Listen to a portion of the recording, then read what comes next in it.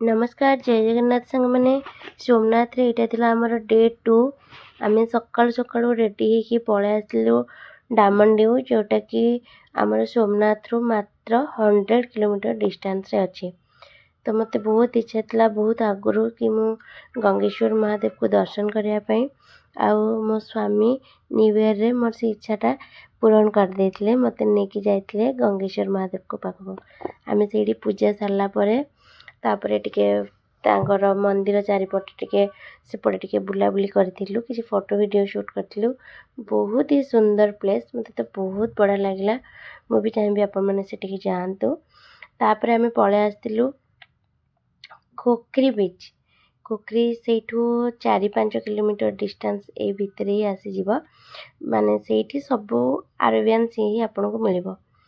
खोखरी बीच रे आपन को सेठी देखिबा को मिलिबो केमती माने सीप ऊपर आपन को किछिटा नॉलेज आसीबो ता ऊपर बेस करके सेठी आपनकर गोटे प्लेटफॉर्म अछि सेठी आपन गले पूरा बहुत ठंडा ठंडा हवा आपन को एमती लागिबो कि किछि समय पई आपन आसाम पळे आछंती किंतु से सब क्रोटन गछ बहुत बढ़िया व्यू तांकर बहुत बड़ा फैसिलिटीज भी अछि गाड़ी माध्यम रे से माने पूरा टॉप रे नेकी आपन को छाडी देबे आपनकर बुलाबुली सरला परे से गाड़ी आनी के आपन को पुणी तळे ड्रॉप भी कर देबे। तो बहुत ही नाइस प्लेस सेटा सबुठु तार बेस्ट मते लागिला कि तार सी रो जो ठंडा ठंडा हवा ना बिल्कुल इच्छा होनथला सेठो आसिया पाए। तापरे हमें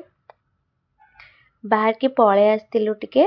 देखिबा पाई हमर ड्यू रो फोर्ट। तो से दिन कौन होता कि जेहेतु मंडे थिला हमको भितर को अलाउ करनथिले तो आमे बाहरु माने तार जेतिकी अलाउ थिला आमे सेतिकी एक्सप्लोर करिथिलु करि सारला परे तापरे आमे पळे आस्तिलु जोटा कि ड्यू रो माने अट्रैक्शन ऑफ ड्यू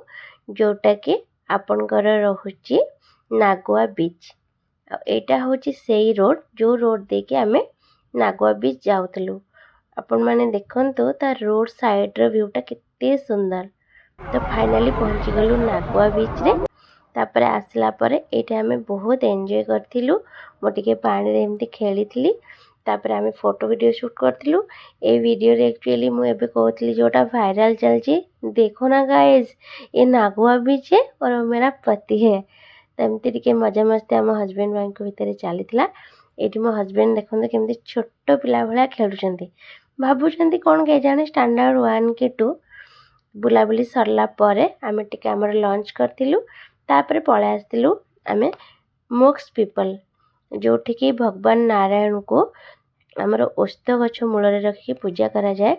आ विश्वास की ठाकुरंग चारिपटे परिक्रमा करबा द्वारा आपणकर मोक्ष प्राप्ति हेइ थाए। सेठी आमे ठाकुरंग माने गछ चारिपटे आमे परिक्रमा करिथिलु परिक्रमा करि सारला परे आमे पळे आस्तिलु सेठी गोटे बहुत सुंदर महादेव को मंदिर अछि सेठी दर्शन करथिलु सेठी दर्शन कर सारला परे आमे अगेन बैक करे आस्तिलु पुनी सोमनाथ काहेकि ना हमको ओल्ड सोमनाथ दर्शन करिया थिला एटा होची लक्ष्मी नारायण को मंदिर जस्ट सोमनाथ रो साइड रे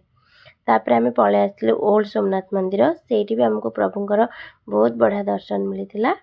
तो आज मिनी ब्लॉग एठी रखुची बाय बाय।